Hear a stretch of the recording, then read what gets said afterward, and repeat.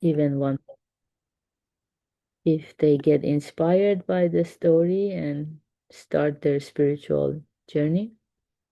So this is number 42 from Something You Forgot Along the Way.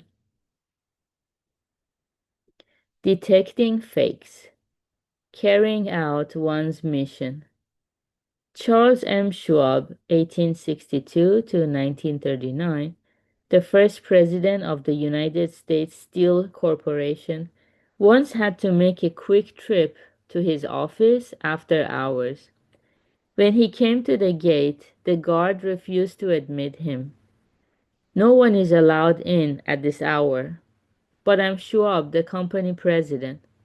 I don't know what the company president looks like, so I'm sorry, sir. But unless you've got some ID, I can't let you in. Schwab duly presented some identification and was able to take care of his errand. The following day, the guard received a summons to the president's office. He went fearing a dressing down, but instead received a promotion directly from Schwab himself. Okay, it's another story starts here.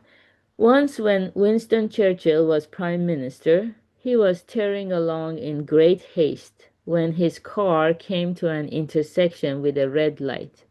Traffic was not heavy, so Churchill ordered his driver, "Never mind, run the light." As the car started across the intersection, a traffic policeman darted out and ordered it back. "I'm Churchill, I'm in a hurry." The policeman gave him a hard look and said, "Prime Minister Churchill would never commit a traffic violation. I believe you are a fake. Get back where you belong." Deflated, Churchill said meekly, "Very well. You're right, I'm a fake." He ordered his driver to back up. A few days later, Churchill sought to have the traffic policeman promoted, but the policeman demurred. "I did nothing to deserve a promotion." "Yes, you did," replied the Prime Minister. "You identified me as an impostor. I'm sure you have the same ability where criminals are concerned. This promotion is a reward for your powers of discernment." Okay, very good. Yeah, kind of similar to what you were reading yesterday about professionalism.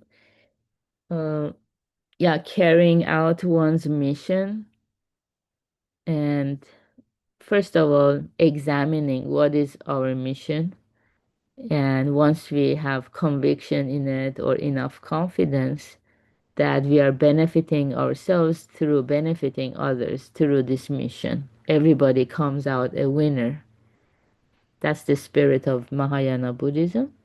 So once we strengthen this way of thinking of benefiting ourselves as well as others at the same time, we become we can love that mission or our work and do it with enthusiasm, like today's saying a day said.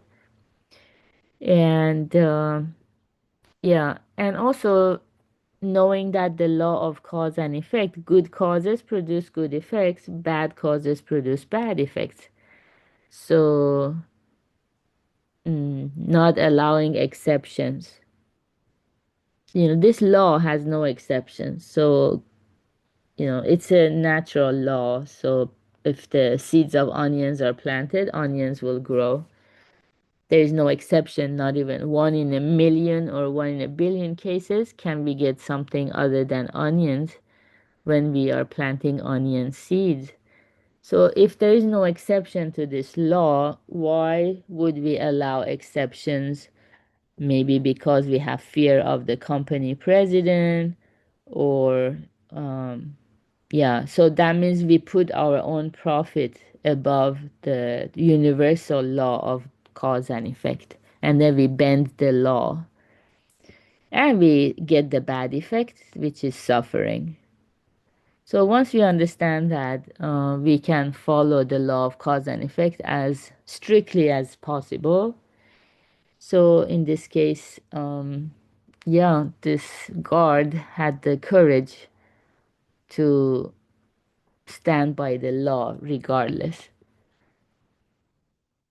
Imagine if more and more people respected the law of cause and effect instead of their own profit or, um, yeah, some short-term self-interest. hmm Then, yeah, we would not be in this predicament, perhaps. So times are changing because fewer and fewer people uh, meditate or go within to look for the truth and discover the truth of causality.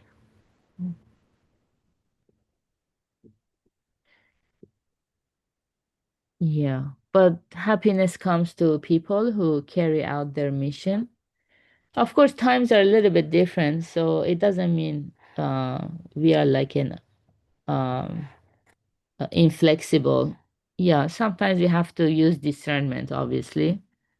But it's kind of beautiful how people, it's possible to encounter good people who do respect the law of cause and effect and who do wish more and more good effects for everybody, and they don't allow those exceptions.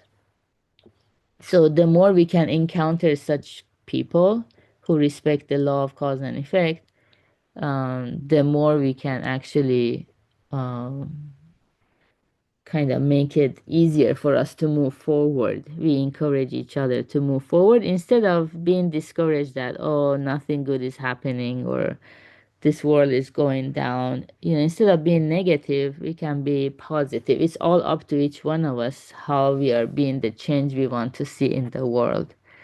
So let's love our work and do it with enthusiasm and reflect on the law of cause and effect and how we can maximize those good seeds we are planting to have more joy, fulfillment of the heart, and inner peace. So good job everyone for being here. We will have Karma Lab later today and have a beautiful hump day. Bye. Thank you, Beta. Thank you, Gary. Good to have everyone with us. Take care.